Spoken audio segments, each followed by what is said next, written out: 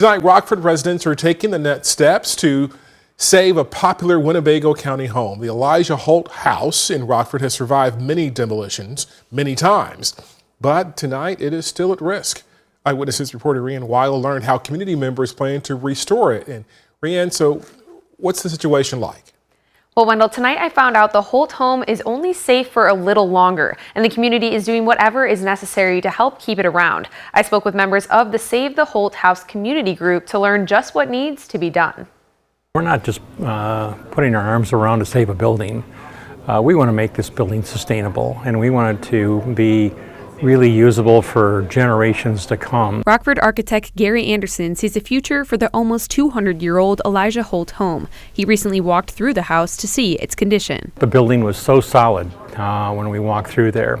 And I think, having done really a lot of renovations, this building is very recoverable. The home is considered one of the first limestone structures to be built in what was once Winnebago Township. Community members want to save it, but members of the Forest Preserves of Winnebago County argue it's costly and unsafe. They've given the Save the Holt House community group 1 year to come up with a proposal and funding to sustain the building. The options are wide open from what our perspective is, and we would hope that the Forest Preserve can look at it that way. But what we want to do is to bring some semblance of reality to this thing as to what can really be done. The first step, cover up a hole in the roof that is leading to water damage. Group member Eve Kirk hopes that project is done next weekend. We really do have people with skills who want to do this. We don't own the building.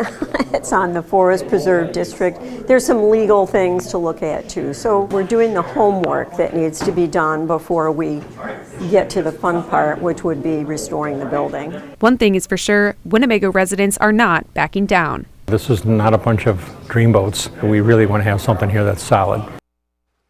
Now, the group doesn't have an idea locked down just yet. Right now, they're focusing on fundraising and fixing the roof. Their deadline is this fall, so they're acting quickly. Wendell?